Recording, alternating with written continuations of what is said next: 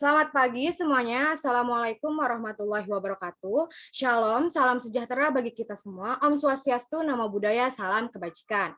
Adapun pada pagi kali ini, saya dan teman saya ingin memaparkan dan menyampaikan materi yang berjudul Strategi Berbicara. Sebelumnya ada pepatah yang mengatakan tak kenal maka tak sayang. Pergi ke Jakarta bersama si Mulan. Tidak lupa membeli selendang mayang. Izinkan saya dan saya untuk perkenalan agar bisa dipanggil sayang. Cakep. Asik. Sebelumnya, perkenalkan nama saya Nabila Zatayuni dengan nomor induk mahasiswa 21014210114.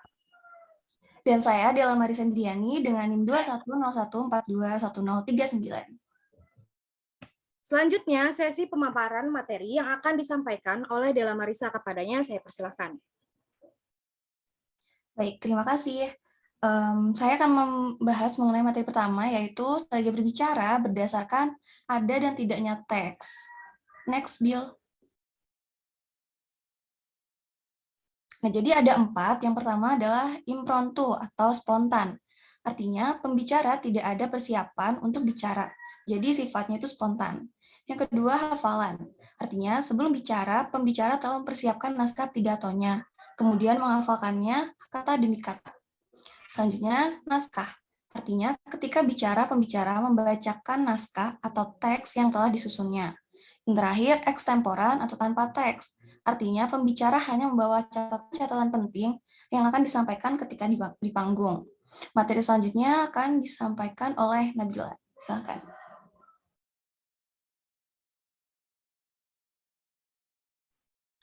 Selanjutnya, terdapat beberapa aktivitas yang memudahkan pembicara untuk melatih keterampilan berbicara. Beberapa hal yang perlu dilakukan, yakni yang pertama attention, yaitu memperhatikan, yang kedua noticing atau mengenali, dan yang ketiga understanding atau memahami. Selanjutnya ada strategi kompetensi menurut Thornbury tahun 2006. Strategi kompetensi disebut juga dengan strategi komunikasi atau communication strategies. Ada beberapa hal yang harus diperhatikan dalam strategi berbicara, yakni yang pertama, tidak to the point, yaitu menggunakan kata-kata yang lebih banyak. Kedua, gunakan ekspresi. Ketiga, pilihan kata baru. Keempat, gunakan gerak tubuh. Tujuannya untuk meyakinkan para pendengar. Kelima, penyerapan kata asing. Keenam, gunakan kata-kata umum supaya mudah dipahami. Dan yang terakhir, sederhanakan kata-kata khusus.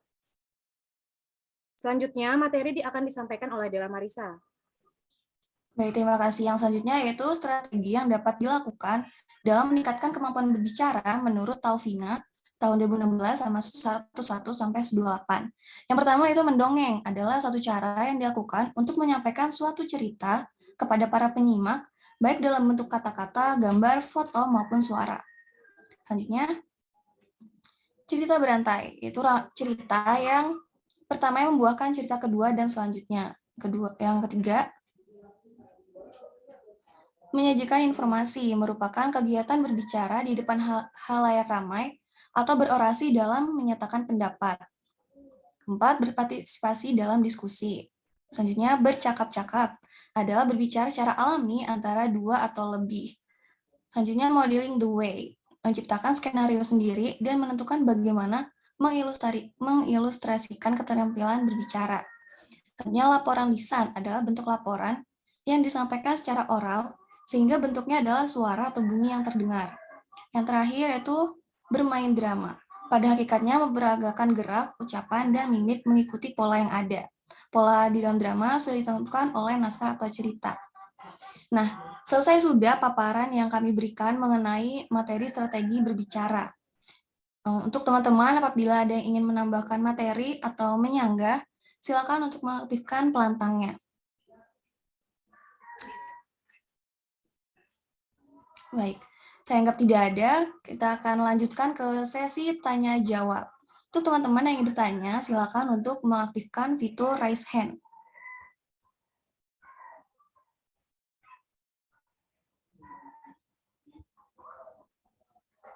Baik, sudah ada 3 penanya. Kita akan mulai dari Fajrina Kusumandayani, silakan. Oke, baik. Terima kasih atas kesempatannya. Saya Fajrina Kusumandayani dengan nomor induk mahasiswa 21014211065.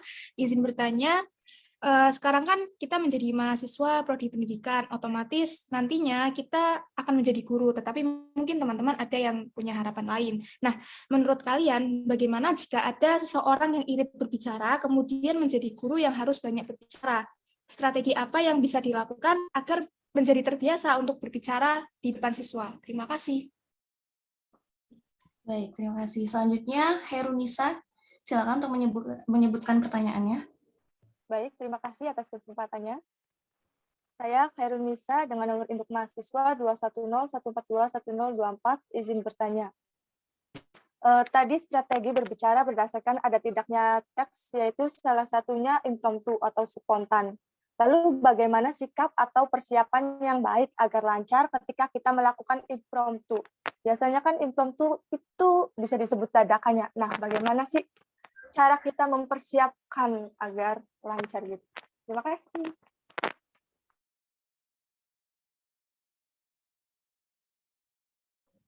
Baik, selanjutnya Jarwati Nabila, silakan. Baik, terima kasih atas kesempatannya. Nama saya Jarwati Nabila dengan NIM 2101421001, izin bertanya. Sesuai materi yang telah dipaparkan, hal yang harus diperhatikan dalam strategi berbicara salah satunya yaitu menggunakan kata-kata yang banyak atau tidak to the point. Namun biasanya hal tersebut justru akan membuat audiens merasa bosan dan kurang maksimal dalam memahami maksud dari pesan yang disampaikan. Nah, menurut kelompok Anda, bagaimana cara agar kita sebagai pembicara masih tetap bisa menerapkan strategi tersebut, namun tidak juga membuat audiens merasa jenuh, sehingga pemahaman terhadap maksud dari pesan yang disampaikan pun tetap maksimal. Terima kasih. Baik, kami sudah menampung 3 pertanyaan. Minta izin untuk meminta waktunya sebentar untuk berdiskusi saya dan Nabila sebelum menjawab pertanyaannya. Terima kasih.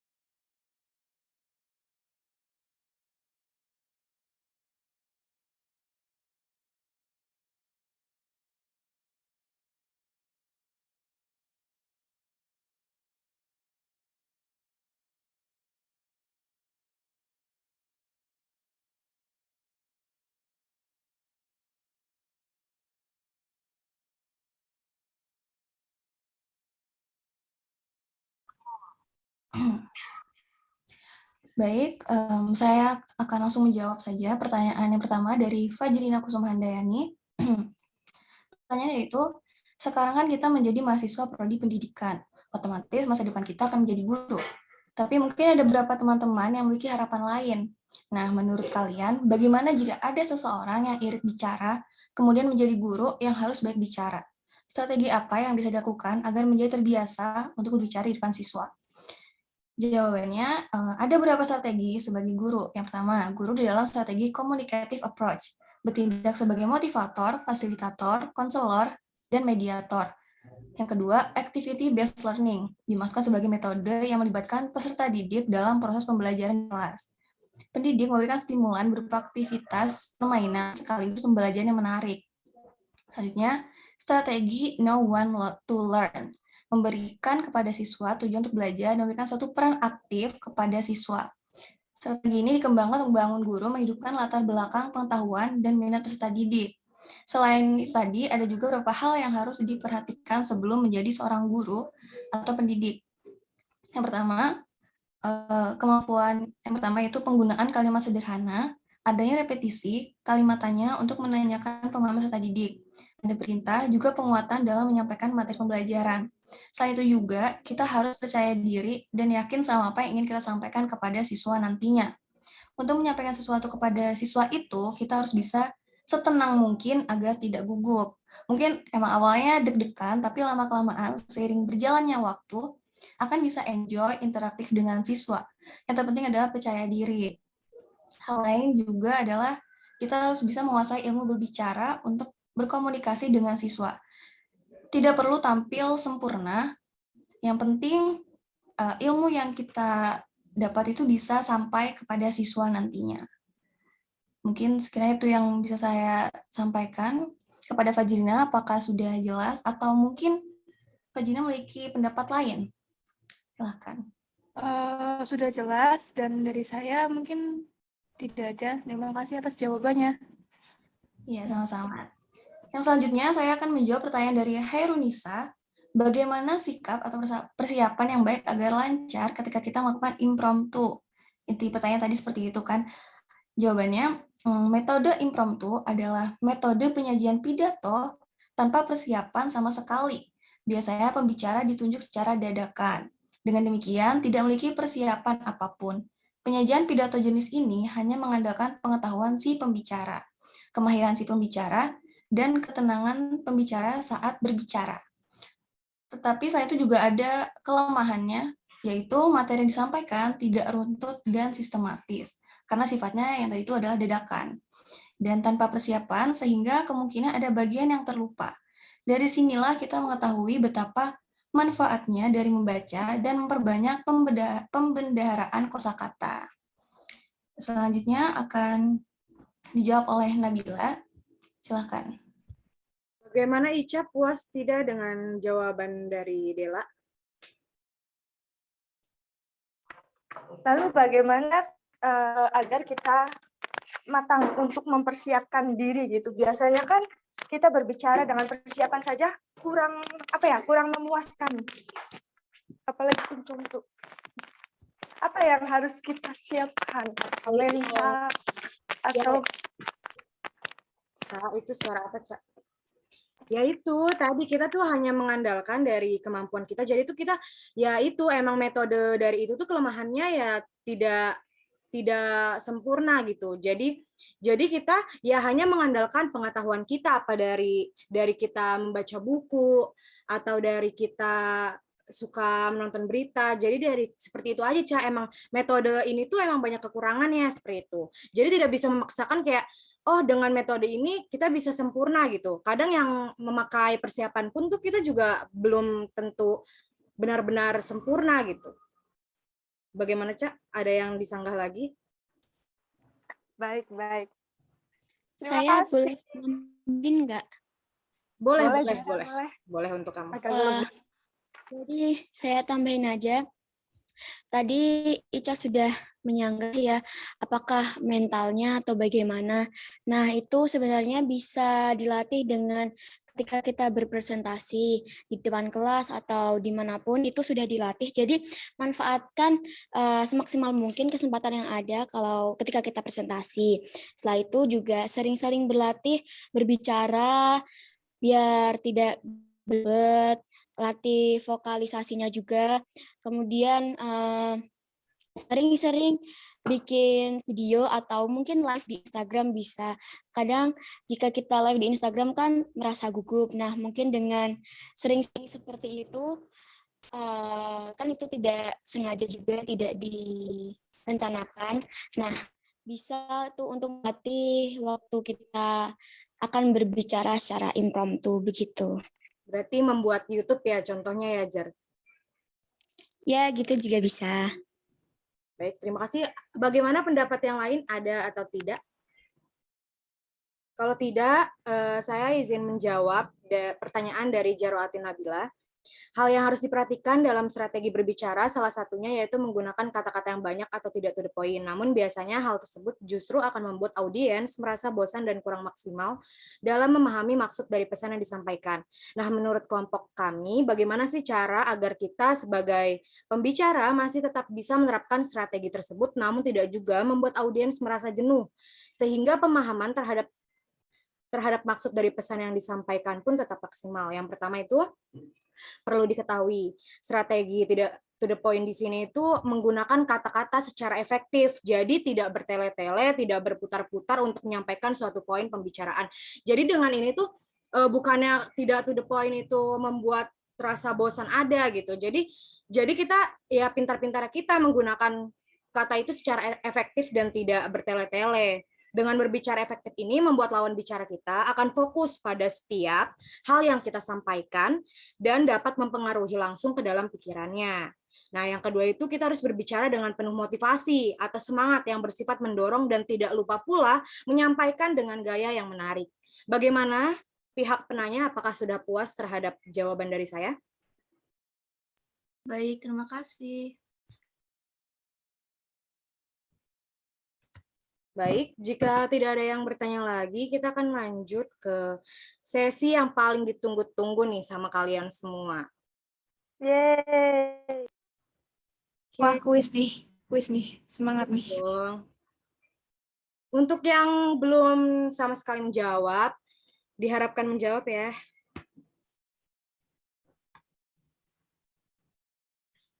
Baik, nomor 1, siapa yang ingin menjawab? Imtiaza. Oh, Imtiaz. Oke, baik.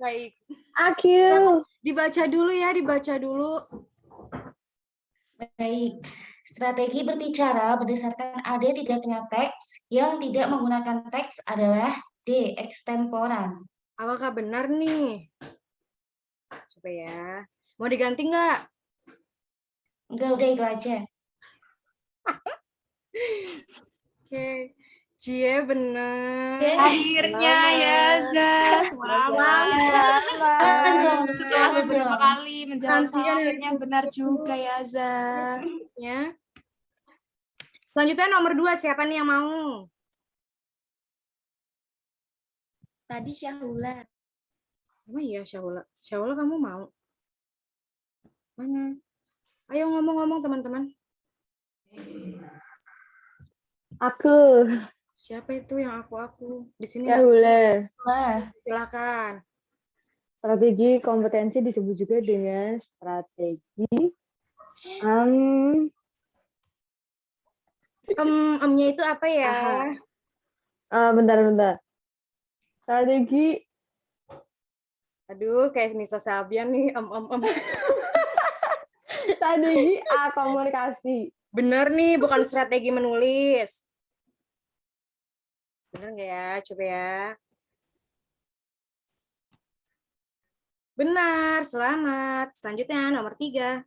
Siapa yang ingin? Kalau nggak ada, Dela yang jawab. Loh, janganlah. Yang lain, ayo. Siapa? Fitri, Azah. Nggak lagi nih yang belum.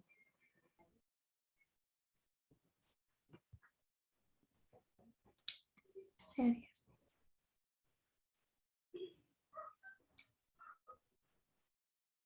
Ayo teman-teman. Masa nggak ada yang mau sih? Gampang loh itu. Ya loh. Gampang banget loh.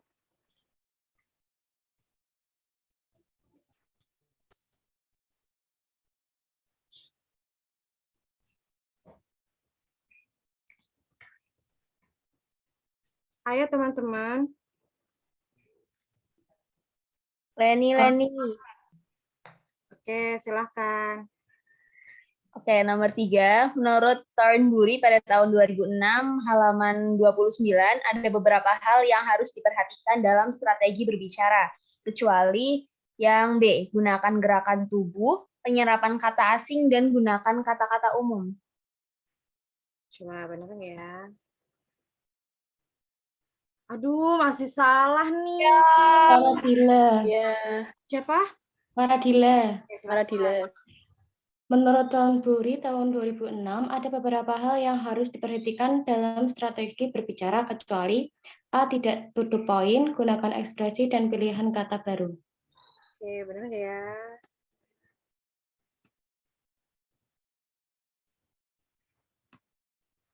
Ya masih salah juga. Oke, siapa nih yang mau lagi? Fitri. Fitri, ayo Fitri. Alhamdulillah, Fit. Jadi nomor 3. Ya, silakan baca, Fit. Menurut Thornbury tahun 2006 pada halaman 29, ada beberapa hal yang harus diperhatikan dalam strategi berbicara. Kecuali C. Sederhanakan kata-kata khusus, gunakan kata-kata umum, dan penyerapan kata asing. Ya, benar Sama ya? deh kayaknya. Aduh, masih salah juga nih. Ayo, terakhir ya. Ayo. Oke, silakan dibaca lagi.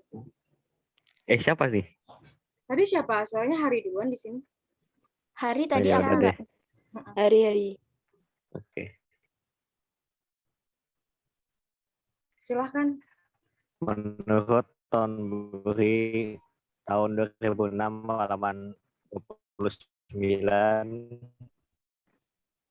ada beberapa hal yang harus diperhatikan dalam strategi khusus, gunakan ikat tangan dan gunakan ekspresi. Oke, benar ya. Cie dikasih love. Ya, hatinya Spesial buat dari Hari. Nabi. Aduh. Cie, Ica. Oke, selanjutnya nih.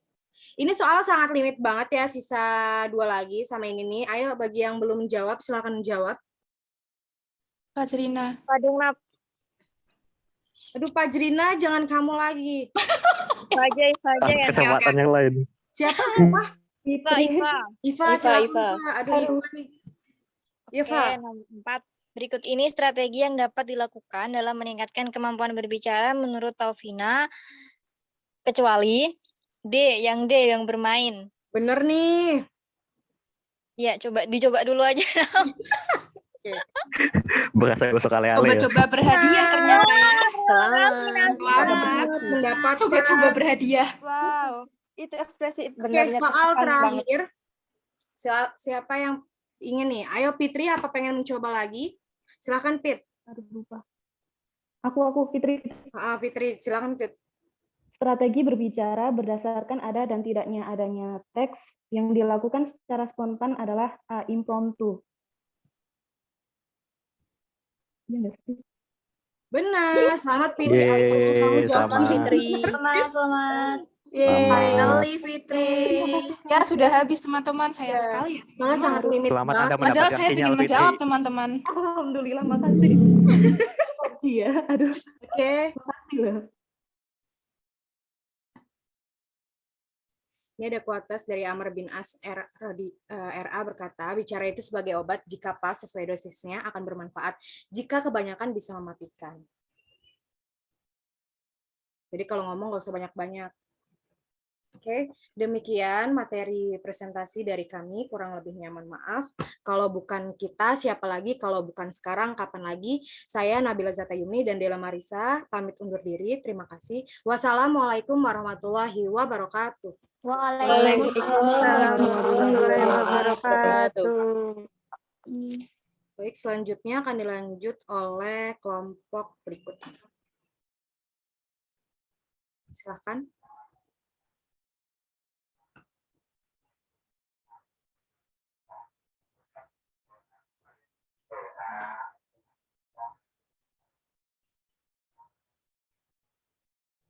Apakah sudah kelihatan teman-teman? Sudah. Sudah. Oke, baik. Bisa langsung saya mulai ya. Selamat pagi teman-teman semuanya. Assalamualaikum warahmatullahi wabarakatuh.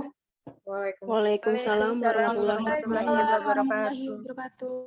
wabarakatuh. Dari kelompok 6, mata kuliah dasar-dasar menyimak dan berbicara akan menyampaikan materi mengenai model berbicara. Sebelumnya, perkenalkan nama saya Imtiaza Nilhadana. Di sini saya akan ditemani oleh teman saya yaitu Faradila Siti Hidayah dengan nomor 2101 421022 dan Anggita Sunyaruri dengan nomor 2101 421067.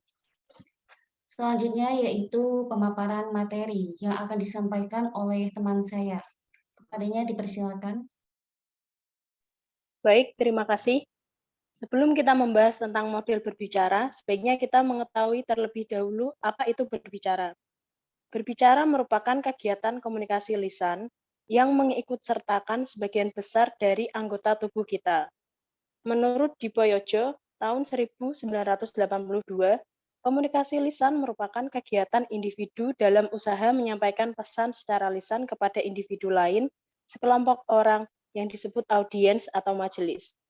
Kegiatan berbicara akan terjadi jika terpenuhinya 3 unsur, yaitu pembicara, pembicaraan, atau pesan, dan lawan bicara.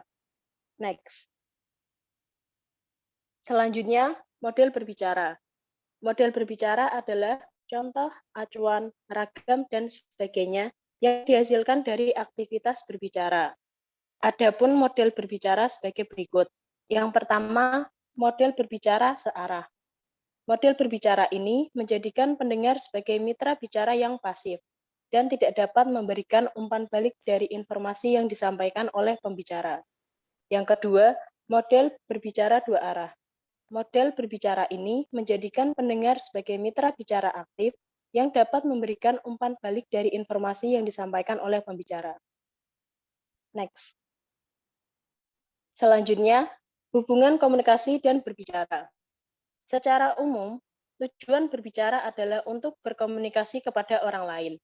Kegiatan berbicara dikatakan berhasil apabila hal yang ingin disampaikan oleh pembicara persis sama dengan apa yang dipahami oleh pendengar. Dari hal tersebut, dapat disimpulkan bahwa berbicara disebut juga dengan berkomunikasi. Komunikasi sendiri adalah suatu proses ketika seseorang atau beberapa orang, kelompok, organisasi, dan masyarakat menciptakan serta menggunakan informasi agar terhubung dengan lingkungan dan orang lain. Komunikasi juga diartikan sebagai proses penyampaian suatu lisan oleh seseorang kepada orang lain untuk memberitahu atau untuk mengubah sikap, pendapat, dan perilaku, baik secara langsung atau komunikasi tatap muka, maupun secara tidak langsung komunikasi melalui media. Pada umumnya, komunikasi dilakukan secara lisan atau verbal, yang dapat dimengerti oleh kedua belah pihak. Untuk memahami proses komunikasi yang sedemikian kompleks, diperlukan suatu instrumen yang membantu menjelaskan proses komunikasi. Instrumen tersebut adalah model komunikasi yang akan disampaikan oleh teman saya. Oke, baik. Terima kasih. Selanjutnya yaitu model komunikasi. Dalam kegiatan berbicara ini terdapat dua model berbicara. Namun, selain berbicara ada juga yang namanya model komunikasi yang lebih rinci daripada model berbicara. Jadi, apa sih itu model komunikasi? Model komunikasi adalah sebuah model konseptual untuk menjelaskan proses komunikasi manusia dan memperlihatkan proses komunikasi dengan menggunakan baik simbol. Model komunikasi membentuk perspektif komunikasi dengan menguraikan komunikasi yang begitu kompleks menjadi lebih sederhana tanpa menghilangkan komponen-komponen di dalamnya. Next.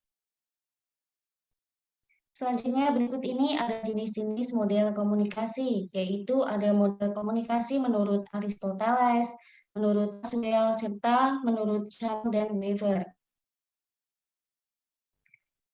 Untuk model komunikasi yang pertama yaitu model komunikasi menurut Aristoteles.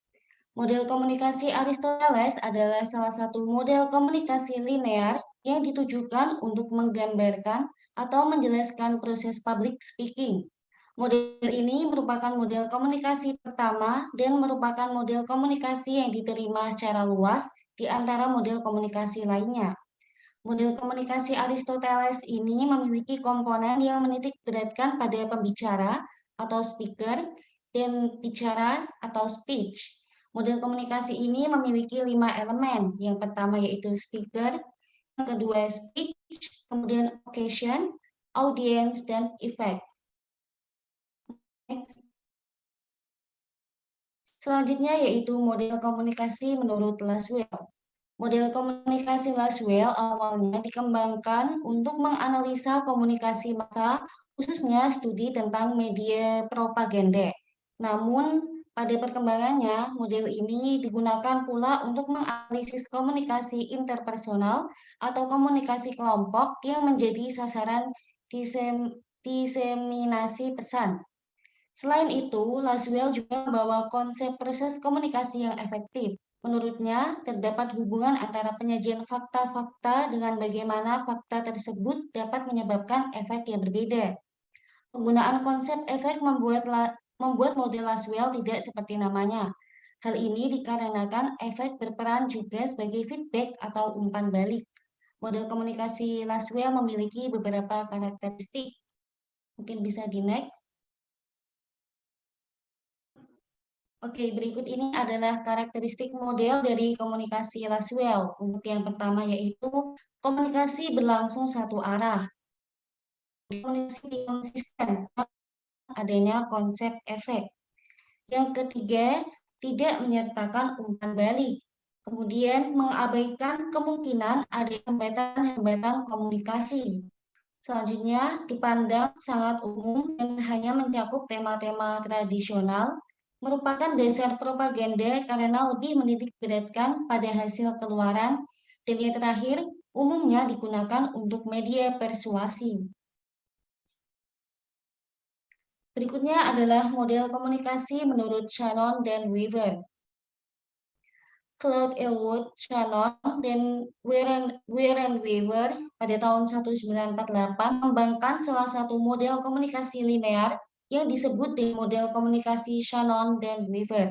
Model komunikasi SMCR juga menitik beratkan pada proses encoding dan decoding yang terjadi sebelum pengirim mengirim pesan dan sebelum penerima menerima pesan. Kemudian dalam model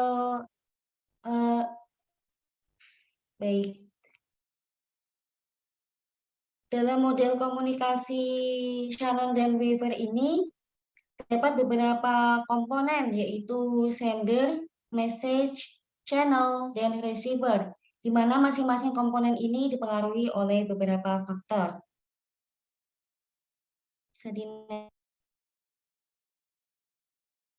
Selanjutnya untuk model komunikasi bisa disampaikan oleh teman saya yang lainnya, kepadanya dipersilakan. Baik, materi yang berikutnya yaitu model komunikasi dapat diklasifikasikan ke dalam 3 jenis model komunikasi. Yang pertama yaitu model komunikasi linear, yang kedua model komunikasi transaksional, dan yang ketiga model komunikasi interaksi. Model komunikasi linear adalah model komunikasi yang sangat sederhana dan menggambarkan komunikasi berlangsung secara satu arah.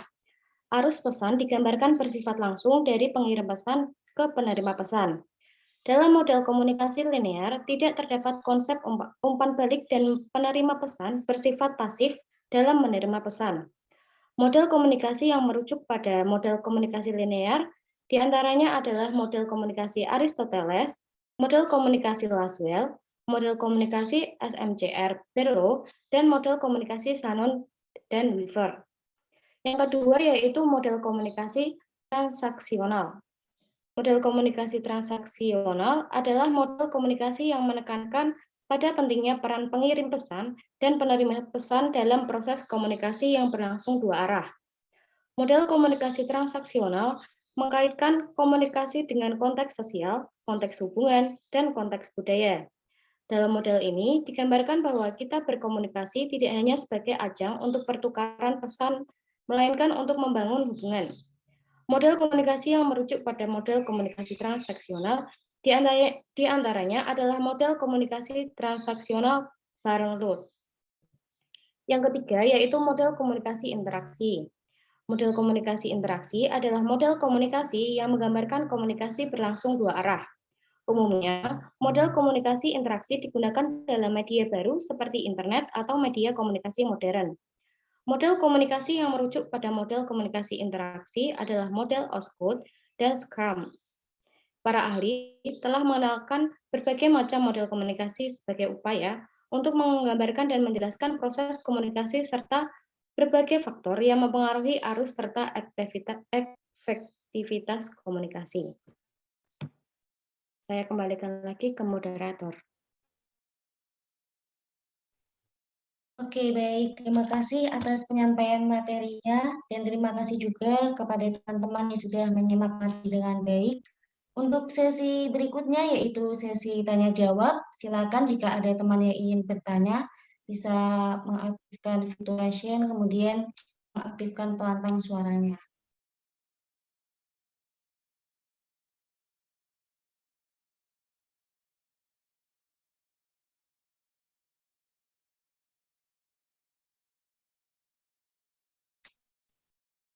Oke, baik. Sepertinya sudah ada beberapa partisipan yang mengaktifkan raise hand. Untuk yang pertama, kepada Fitriani Kusuma Hartanti, dipersilakan. Terima kasih atas kesempatannya. Perkenalkan, nama saya Fitriani Kusuma Hartanti dengan nomor induk mahasiswa 2101 421060. Pada model komunikasi, menurut Aristoteles disebutkan terdapat elemen occasion dan effect. Yang dimaksud dari keduanya itu apa dan seperti apa penggambarannya, terutama efek yang dimaksud itu seperti apa. Sekian, terima kasih. Oke, baik. Terima kasih juga atas pertanyaannya. Selanjutnya bisa dilanjutkan oleh Leni untuk menyampaikan pertanyaannya. Baik, terima kasih atas kesempatannya. Saya Leni Septiani dengan NIM 2101421008. Sebelumnya saya akan memberikan disclaimer bahwa ini bukan curhat, oke? Baik, di era yang serba digital seperti sekarang, kegiatan komunikasi ini kan tidak hanya dilakukan secara tatap muka, tetapi bisa melalui pesan seperti WhatsApp, kemudian Line, DM, dan sebagainya. Namun, seringkali kita menjumpai orang yang cenderung lama ketika membalas pesan. Misalnya nih, saya mengirim pesan pada pukul 7 pagi, kemudian dibalas oleh yang menerima pesan itu pukul 10, kemudian saya membalas lagi pukul 5 sore. Nah, komunikasi yang seperti itu kan pastinya memiliki efek dan dampak yang berbeda terhadap isi dari komunikasi itu sendiri. Bahkan terkadang ada juga orang yang sampai lupa membalas pesan ketika yang masuk. Kemudian pertanyaan saya, komunikasi yang seperti ini termasuk dalam model komunikasi yang seperti apa? Apakah linier atau transaksional atau bahkan interaksi? Kemudian apakah komunikasi yang seperti itu yang sama-sama slow response dinilai efektif untuk melakukan interaksi? Terima kasih. Oke, baik. Terima kasih juga atas pertanyaannya. Selanjutnya kepada Heri Rahadian Pramana, dipersilakan untuk menyampaikan pertanyaannya. Baik, terima kasih. Perkenalkan, nama saya Hari Hardian Pramana dengan NIM 2101421100. Tadi mengenai model berbicara kan sudah dibahas tentang komunikasi ya. Nah, gimana sih caranya agar komunikasi itu tidak ke satu pihak saja? Misalnya gini nih, ada 3 orang nih, saya berkomunikasi satu sama lain. Nah, tapi itu yang aktif berbicara itu hanya 1 orang saja gitu, yang lainnya hanya pasif gitu. Misalnya iya saja atau oke atau setuju saja gitu. Nah, gimana sih caranya biar percakapannya itu tidak hanya berfokus kepada 1 orang saja begitu? Terima kasih. Oke, terima kasih pada teman-teman sudah bertanya. Selanjutnya mohon diberi waktu kepada kelompok kami untuk mendiskusikan jawaban dari teman-teman.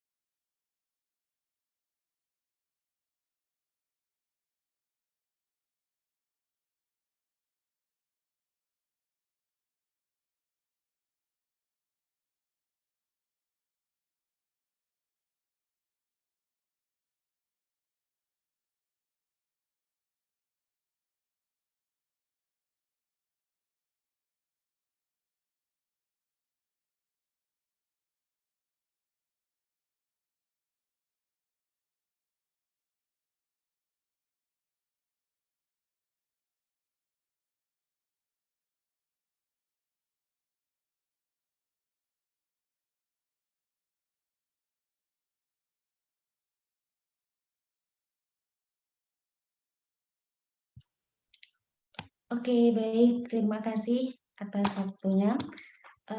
Sepertinya teman saya akan menjawab pertanyaan yang pertama. Kepada Anggita, dipersilakan. Baik, terima kasih. Saya akan menjawab pertanyaan dari Fitriani Kusuma Hartanti terkait dengan apa yang dimaksud dengan occasion dan effect pada model komunikasi Aristoteles serta bagaimana penggambarannya. Proses komunikasi menurut Aristoteles dimulai dari pembicara atau speaker yang mengutarakan pesan atau speech dan suatu situasi atau occasion kepada pendengar atau audiens yang kemudian menimbulkan dampak atau pengaruh yang disebut effect. Pada bagian occasion, difokuskan untuk mengetahui suatu situasi saat pembicara menyampaikan pesan kepada pendengarnya. Sedangkan efek dilakukan untuk memprediksi pengaruh atau dampak dari pesan yang diterima oleh pendengar. Contohnya, yang pertama, ketika seorang ketua OSIS memiliki sifat pemimpin yang baik dan pintar dalam mengutarakan argumen, sehingga ia dapat dihormati oleh anggota-anggotanya yang dengan senang hati mau mendengarkan apa yang dibicarakan oleh sang ketua OSIS. Penjelasannya yaitu, occasion dari contoh itu adalah situasi yang menjelaskan bagaimana karakter seorang ketua OSIS seharusnya, yaitu pemimpin yang memiliki sifat yang baik dan pintar dalam berargumen. Sedangkan efeknya yaitu respon balik dari anggota OSIS yang menghormati dan senang hati mendengarkan apa yang disampaikan oleh ketua OSIS. Contoh yang kedua, ketika seorang ayah menasihati anak-anaknya dengan memberikan kata-kata bijak atau kata-kata positif kepada anaknya, agar dapat memahami nasihat ayahnya dengan menaati perkataannya hingga menjadi anak yang berbakti. Occasion dari contoh itu adalah situasi seorang ayah yang sedang menasihati anaknya. Sedangkan efeknya yaitu anak tersebut bisa menjadi anak yang berbakti setelah menerima nasihat dari ayahnya.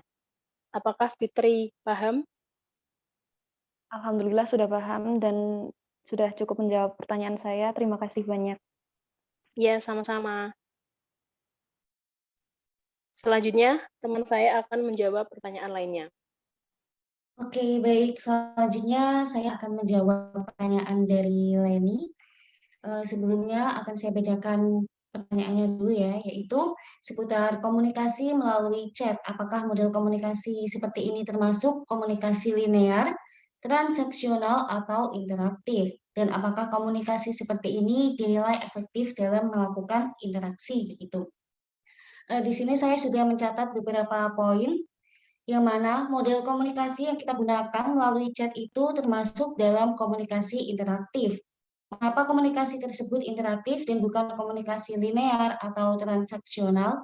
Pertama, komunikasi tersebut bukan komunikasi linear karena komunikasi linear ini hanya dijalankan searah saja, tanpa adanya feedback atau balas pesan dari penerima begitu. Contoh dari komunikasi linear ini adalah ketika kita membaca koran, menonton televisi, atau mendengarkan radio. Kemudian, mengapa komunikasi ini bukan komunikasi transaksional? Karena komunikasi transaksional sendiri ini adalah komunikasi di mana di dalamnya ada pesan yang disampaikan dapat dipahami dalam konteks dan dalam episode tertentu. Misalnya yaitu ketika kita sedang mendiskusikan mata kuliah dasar-dasar menyimak dan berbicara ini. Nah, di sini saya berperan sebagai komunikator dan teman-teman sebagai pendengar. Di sini terjalinlah komunikasi transaksional. Kemudian, mengapa komunikasi melalui chat termasuk komunikasi linear? Karena dalam komunikasi ketika kita menggunakan chat itu ada feedback dari pengirim pesan dan juga penerima pesan. Nah, memang ketika kita menggunakan media sosial itu ada kelebihan dan kekurangan. Misal kekurangannya seperti slow respon atau tidak menjawab pesan begitu. Namun komunikasi seperti ini tetap dinilai adanya interaksi daripada kita tidak melakukan komunikasi sama sekali begitu. Kalau misal ingin komunikasi lebih interaktif, kita bisa menggunakan fitur-fitur lain pada media sosial, misal video call atau mungkin telepon begitu.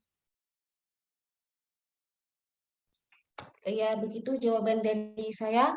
Apa bisa diterima oleh Leni Septiani atau mungkin ada tanggapan?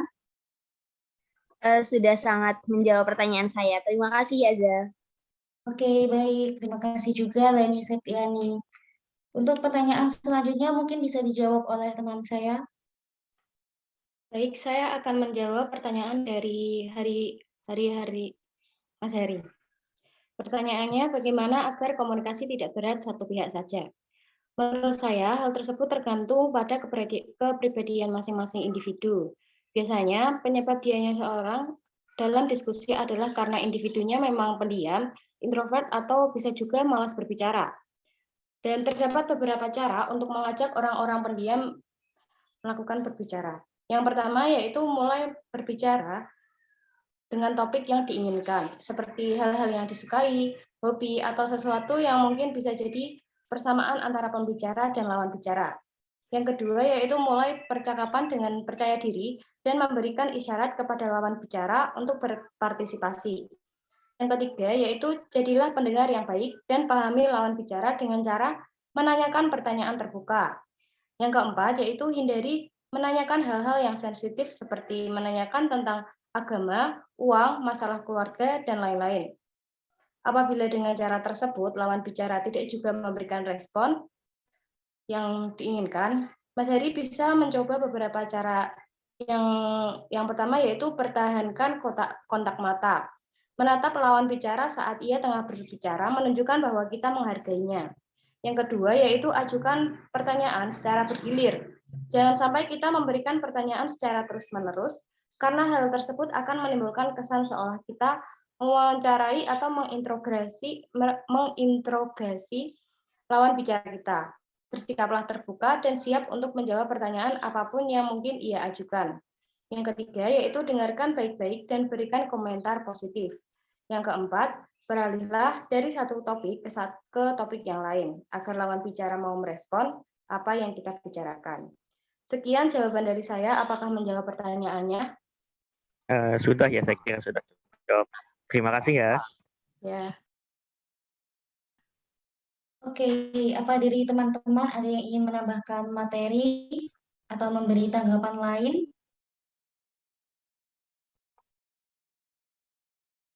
Baik, jika tidak ada, langsung saya lanjut ke sesi berikutnya, yaitu sesi kuis.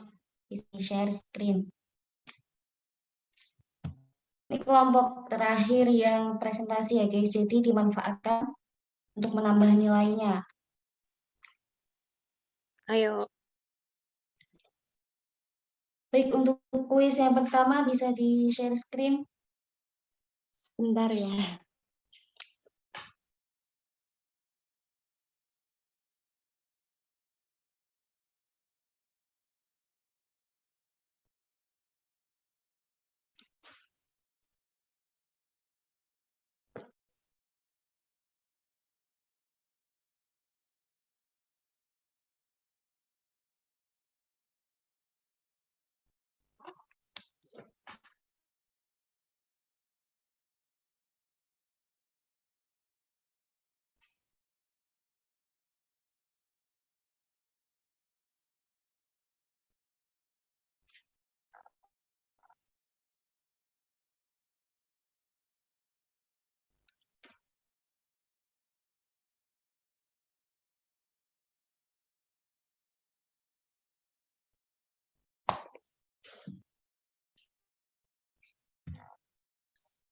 Apakah sudah terlihat?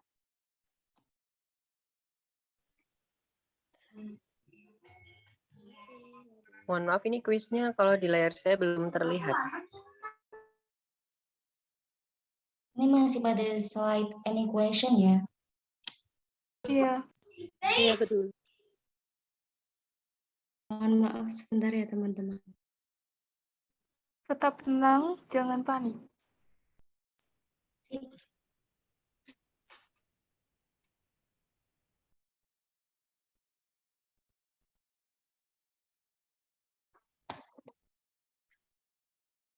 Sekarang sudah? Oke. Sudah.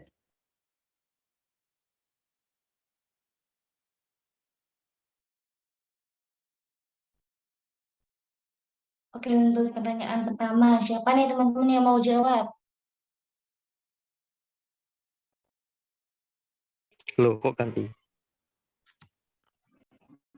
Mbak silakan. Fajrina, aku mau nyoba. Oke, Fajrina, silakan. Oke, nomor 1, sebutkan 3 unsur penting dalam kegiatan berbicara. Jawaban saya C, pembicara, lawan bicara, dan pesan. Apakah benar? Bisa dicek, ayo. Semoga berhadiah. Udah ada hadiahnya. Benar. Ini emot apa ini? Benar atau salah? Benar. Emot benar Benar apa itu. salah nih? Oke, tepuk tangan buat Fajrina. Alhamdulillah Hadiahnya saya tepuk tangan mendapat saja hadiah. ya, teman-teman. Ya, tidak apa-apa, saya ikhlas. Nabila Zata. Oke, selanjutnya untuk nomor 2 siapa nih? Aku. Oke, Ayo, Nabila. Nabila Zeta, ya silakan. Nomor 2, model berbicara di mana pendengar sebagai mitra bicara yang pasif dan tidak dapat memberi umpan balik dari pembicaraan disebut yang B, model berbicara searah. Yakin gak nih Nabila? Yakin dong. Oke, bisa dicek yuk. Selamat. Benar. Piring cantik. Makasih udah jadi terharu. Boleh dibungkus nggak bonekanya? Boleh, Boleh, silakan beli sendiri ya. Oke, selanjutnya yuk nomor 3.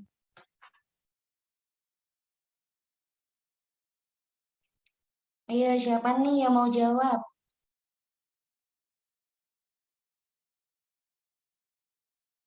Nabila. Adela. Aduh, Nisa. Nabila. Jadi Nabila dulu ya. Nabila duluan. Iya nih, Jarumati Nabila silakan menjawab. Karakteristik model klasifikasi Laswell dibagi menjadi A7. Yakin gak nih? Gak 9, Nap? Yakin? Enggak ah. Oke, ayo bisa dicek. Benar. Piring cantik. Selamat. Nanti dikirim ya ke alamat Nabila. Ya, ditunggu. Nggak keburu pecah itu. Oh, enggak dong. Oke, kuis selanjutnya.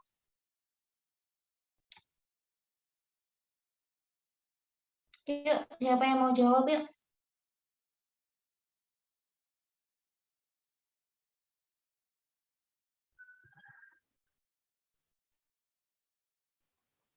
Saya boleh? Nisa. Siapa? Iya, Ica. Sebelumnya Ica kayaknya ada. Iya, ada. Siapa itu? Siapa itu? Angel. Zahra. Atau siapa sih suaranya? Bukan aku. Yang belum. Tadi tuh siapa ada yang bilang? Tadi sebelum Ica ada yang saya boleh gitu. Jadi aku bilang saya boleh. Tuh, Zahra. Boleh. Oke. Model komunikasi yang dikembangkan oleh Shannon dan Weaver adalah C. Model komunikasi transaksional. Coba dicek yuk. Yakin gak nih Zara? Zara. Iya, Zara. Kayaknya buat aku aja. Berarti hari Nisa. Zara gak dapat piring ya, mohon maaf. Oke, siapa yang mau jawab tadi? Tadi Ica. Ayo, silakan Ica. Nomor 4.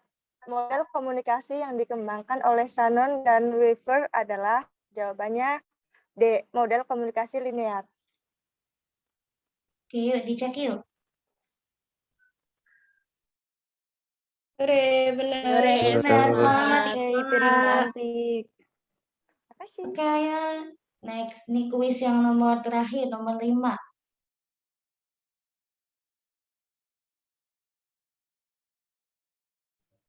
Siapa nih yang mau jawab? Adela. Fitri. Adela tuh.